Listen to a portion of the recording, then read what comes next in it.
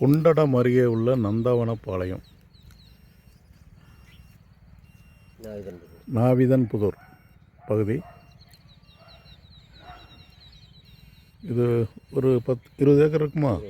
20 acre இடம். Borewell already ஒரு 5-6 போர் 10 போர் 5 போர் போட்டிருக்காங்க. எத்தனை போர் ஓடிட்டுருக்கு சார்? 3 போர் ஓடிட்டுருக்கு. 2 கிணறு கிடக்கு. அது வந்து ஒரு கிணறு ஏறக்குறைய தொட்டி மாதிரி தான் ஆக்ட் பண்ணுது. இன்னொரு கிணறு 50 அடி ஆழம் சுமாராக ஓடிட்டுருக்கு. இப்போ இந்த ஏரியாவில் பாறை அமைப்புங்கிறது ஏறக்குறைய கிழக்கு இருக்குது. அதனால் வடக்கிருந்து ஸ்கேன் ஆரம்பிச்சிருக்கோம். 400 மீட்டர் ஆழத்துக்கு ஸ்கேன் நடந்துகிட்ருக்கு.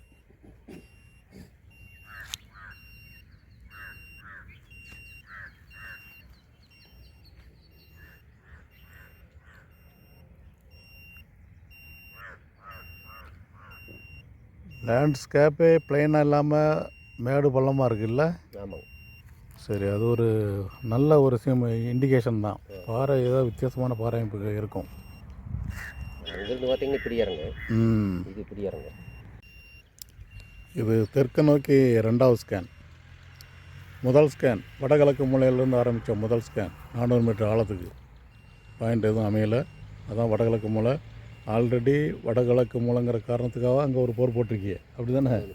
ஆமாம் ஆமாம். அது எத்தனை அடி ஆழம்? 650 அடியா? 650 அடிங்க. ஆமாம். ஒரு 150 தண்ணி வந்து இல்லை. இப்போ ஓடுதா? ஓடுதுங்க, கொஞ்சம் நேரம் ஓடும். அந்த வாய்க்காலில் தண்ணி வந்தால் கொஞ்சம் நல்லா ஓடும். ஸோ அது நம்ம ஸ்கேன் படி அதில் ப்ராக்டிக்கலாக தண்ணி கிட்ட கிடையாது. பவர் பம்புகளுக்கு உண்டான அம்சம் எதுவுமே அதில் இல்லை. ஆனால் ஒரு வாவு கிடக்கு.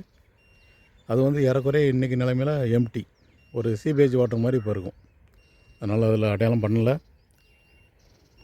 இது 2வது ஸ்கேனும் 400 மீட்டர் ஆழத்துக்கு நடந்துகிட்ருக்கு.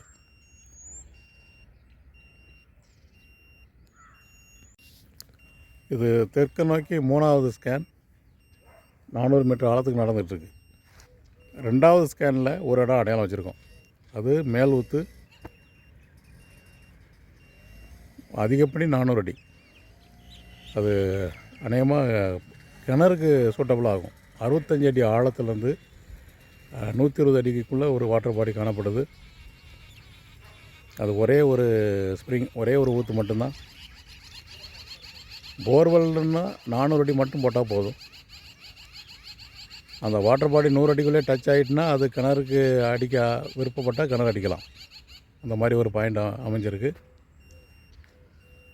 இது 3வது ஸ்கேனும் 400 மீட்டர் ஆழத்துக்கு நடந்துகிட்ருக்கு. 3வது ஸ்கேனில் எதுவும் அடையாளம் வரல. இந்த 3வது ஸ்கேனுக்கு நேராக பேரலாக, அதாவது அதே சரத்தில் தான் ஒரு கிணறு கிடக்கு. அது ஏறக்குறைய ஒரு தொட்டி மாதிரி, கருங்கல் தொட்டி மாதிரி ஆக்ட் பண்ணுது. இதில் அடையாளமே வரல. மேலேருந்தே மிக கடுமையான பாறை. ஒரு 30-40 அடிக்கு கீழே ஃபுல்லாகவே நல்ல பாறை. இது தெற்கு நோக்கி 4வது ஸ்கேனு 400 மீட்டர் ஆழத்துக்கு ஸ்கேன் நடந்துகிட்ருக்கு. 3வது ஸ்கேனில் ஒன்றும் அடையாளம் வைக்கலை. 2வது ஸ்கேனில் ஒரு பாயிண்ட் அடையாளம் இருக்குது. அது கிணத்துக்கு சூட்டபுளாக இருக்கும். இதில் ஒரு கிணறு இருக்குது. இந்த ஸ்கேனில் ஒரு கிணறு இருக்குது, ஒரு 50 அடி ஆழம். இதில் தான் கொஞ்சம் ஊற்று தண்ணி ஊறிக்கிட்டு இருக்குது. இது பயன்பாட்டில் இருக்குது. இதனுடைய தன்மை என்னங்கிறது இப்போ தெரிஞ்சிடும். மேலும் ஆழப்படுத்தலாமா அல்லது நட்டுப்போர் போட்டால் தண்ணி வருமா, பக்கத்தில் வேறு போர்வெல் பாயிண்ட் கிடைக்குமாங்கிறது இன்னும் கொஞ்சம் நேரத்தில் தெரிஞ்சிடும். இது வந்து மார்க் பண்ண வேண்டியது. ஆமாம் ஆமாம், இது போர்னா தான். இது கிணறுக்கு நீங்கள் முக்கியத்துவம் கொடுக்க வேண்டாம். ஸோ இந்த 4வது ஸ்கேனில் இந்த பாயிண்ட் அடையாளம் வந்திருக்கு. கரெக்டாக கிணறுக்கு நேராக அதே சரத்தில் இங்கே வந்திருக்கு. கிணறு ஒரு 50 அடி இலக்கமாக இருக்குது. தண்ணி ஓடிட்டுருக்கு. அதே இது ரிப்போர்ட்டில் வருது. கீழே ஒரு பிரேக் ஆகுது 150-200 மீட்டருக்கு கீழே. இங்கே நான் ஏன் வடக்கு தெற்க ஸ்கேன் பண்ணுறதுக்கு இங்கே ஒரு அவுட் கிராப் இருக்குது, அதை பார்க்கலாம். கரெக்டாக கிழக்கு மேற்க இந்த ஏரியா பாறை அமைப்பு.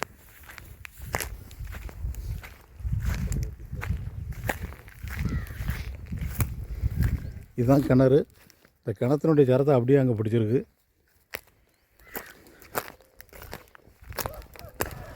இந்த ஏரியா குண்டடம் நாவிதன்புதூர் பகுதி பாறை அமைப்பு. ஏன்னா நம்ம ஒரே பாறை அமைப்பில் ஸ்கேன் பண்ணக்கூடாது. வெவ்வேறு பாறை அடுக்குகளை நம்ம ஸ்கேன் பண்ணணும்.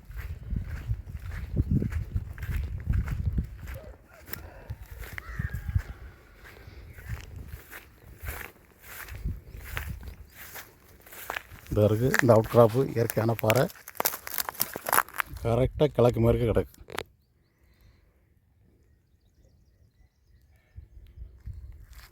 அதனால தான் வடக்கிருந்து தெற்கு நோக்கி வெவ்வேறு பாறை அடுக்குகளை ஸ்கேன் பண்ணி போயிட்டே இருக்கேன். இது வரைக்கும் 4 ஸ்கேன் பார்த்ததில் 2வது ஸ்கேனில் ஒரு இடம் அடையாளம், இங்கே 4வது ஸ்கேனில் ஒரு இடம் அடையாளம். இது தெற்கு நோக்கி 5வது ஸ்கேன், 400 மீட்டர் ஆழத்துக்கு ஸ்கேன் நடந்துகிட்ருக்கு. 4வது ஸ்கேன் ஒரு இடம் அடையாளம், 2 ஊற்று, அந்த பாயிண்டில் மேலே ஒரு ஊற்று கீழே ஒரு ஊற்று, 100 அடிக்குள்ளே ஒரு பிரேக்கு, அதுக்கு கீழே 600 to 700 அடி ஆழத்துக்குள்ளே ஒரு பிரேக்கு நல்லா இருக்குது. பட்டு இன்றைக்குள்ள நிலவரத்தில் ஈல்டு ரொம்ப ரொம்ப சுமாராக இருக்குது. அந்த போர்லாம் மினிமம் ஒரு 700 அடி ஆழம் போர்வெல் போடலாம். ஏன்னா பக்கத்துலேயே கிணறு இருக்குது. கிணறு மட்டும் 50 அடி தான். அந்த கிணறு பக்கத்தில் தான் ஒரு அவுட் கிராப் இருக்குது.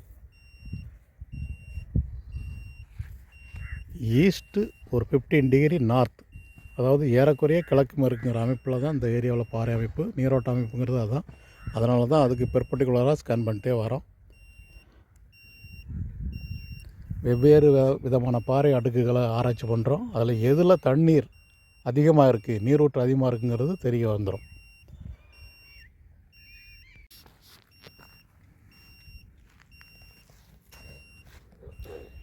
இது தெற்கு நோக்கி 6வது ஸ்கேன், 400 மீட்டர் ஆழத்துக்கு ஸ்கேன் நடந்துகிட்ருக்கு. 5வது ஸ்கேனில் அடையாளம் வைக்கலை.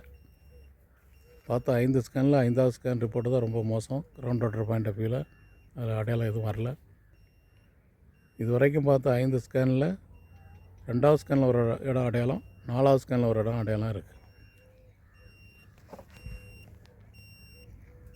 தண்ணி நிறைய வர ரிப்போர்ட் இந்த மாதிரி வந்துடுது. இந்த 6வது ஸ்கேனில் 2 பாயிண்ட் அடையாளம் வச்சுருக்கோம்.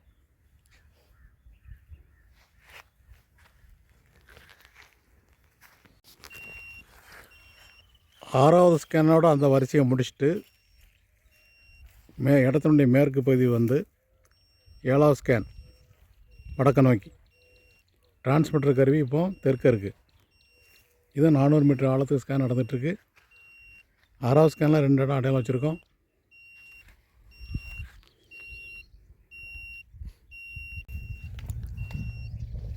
வடக்கு நோக்கி இது 8வது ஸ்கேனு. 7வது ஸ்கேனில் ஒரு இடம் அடையாளம் வச்சுருக்கோம். அந்த 7வது ஸ்கேன் அடையாளமும் அங்கே 4வது ஸ்கேன் கிழக்க பார்த்தோன்னா 4வது ஸ்கேன் அடையாளமும் ஒரே சரம் போல் தோணுது. ரெண்டுமே 700 அடிக்குள்ளே ஒரு பிரேக். இந்த 7வது ஸ்கேன் வந்து ஒரே ஒரு பிரேக் தான். அங்கே மட்டும் ஒரு 100 அடிக்குள்ளே ஒரு பிரேக் காணப்படுது 4வது ஸ்கேனில்.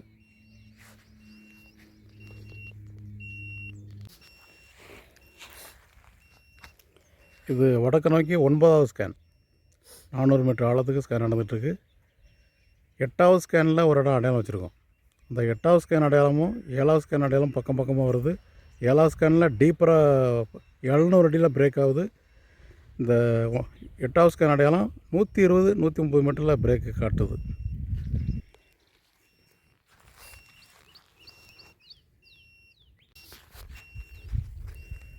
இது வடக்கு நோக்கி 10வது ஸ்கேன்.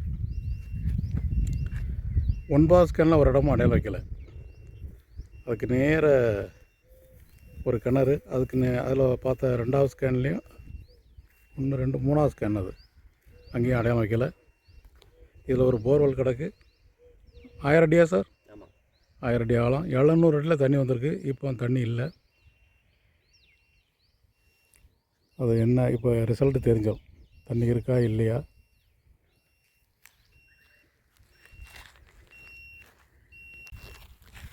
அந்த போர்வெலுக்கு நேராக பார்த்த 10வது ஸ்கேனில் ஒரு இடம் அடையாளம். போர்வெல் சரத்தில் ஆழத்தில் இப்போதைக்கு தண்ணி இல்லை.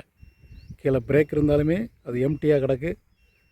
அதுக்கு நேராக தெற்க மேல் ஊற்று, அதாவது 110 அடியிலேருந்து 120 மீட்டருக்குள்ளே ஒரு பாயிண்ட் அடையாளம் வச்சுருக்கு. அதுக்கு நேராக கிழக்கு தான் ஒரு பாயிண்ட் அடையாளம் வச்சுருக்கோம் அதே அளவில்.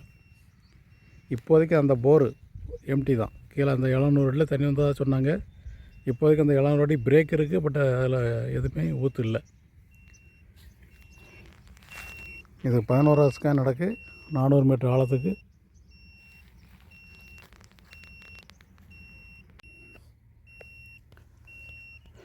இது 12வது ஸ்கேன். வடக்க கேட்டில் இருந்து தெற்க நோக்கி இது 12வது ஸ்கேன் 400 மீட்டர் ஆழத்துக்கு.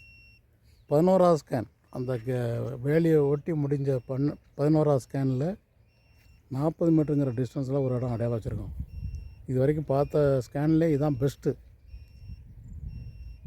கீழே ஒரு 180 மீட்டர் ஒரு நல்ல பிரேக்கு காணப்படுது. அதில் தண்ணி இருக்குது, நீரோட்டமும் இருக்கிற மாதிரி ரிப்போர்ட் வந்திருக்கு. அதை விட அதே சரம் அதுக்கு பேரலாக இந்த ஸ்கேன் நடந்துகிட்ருக்கு. அதை விட பெட்டராக வருதா, அதனுடைய தொடர்ச்சி இங்கே நம்ம இடத்துக்குள்ளே வருதா, வெளியே விலகி போகுதாங்கிறது இப்போ கொஞ்சம் நேரத்தில் தெரிஞ்சிடும்.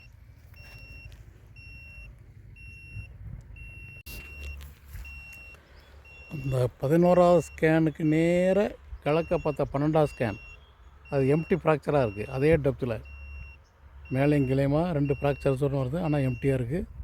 இப்போது இந்த 13வது ஸ்கேனு அந்த 11வது ஸ்கேனுக்கு நேர மேற்க ஒரு 40-50 அடி தூரத்துக்கு மேற்க இந்த ஸ்கேன் நடந்துகிட்ருக்கு.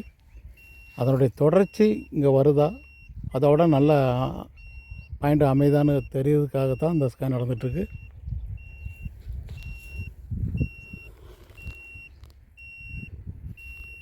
ஸ்கேனில் இந்த இடம் அடையாளம் வந்திருக்கு 200 மீட்டர் ஆழத்தில்.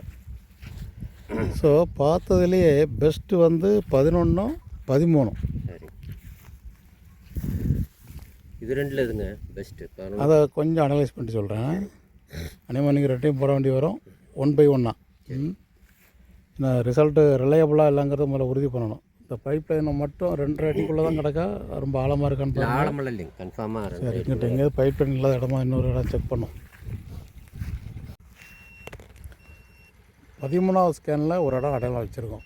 ஒரே பிரேக் 210-220 மீட்டரில் அது நல்ல பிரேக், நீண்ட பிரேக். இப்போ அதுக்கு நேராக அதே சரத்தில் மேற்க ஒரு 50-60 அடி மேற்க இந்த 14வது ஸ்கேன் நடந்துகிட்ருக்கு 400 மீட்டர் ஆழத்துக்கு.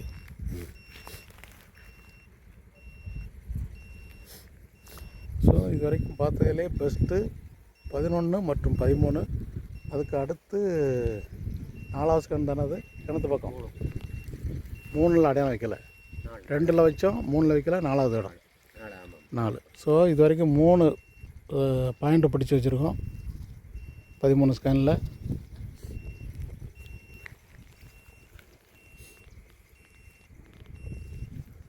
முதல் ஸ்கேன் ரிப்போர்ட்டு அடையாளம் இல்லை.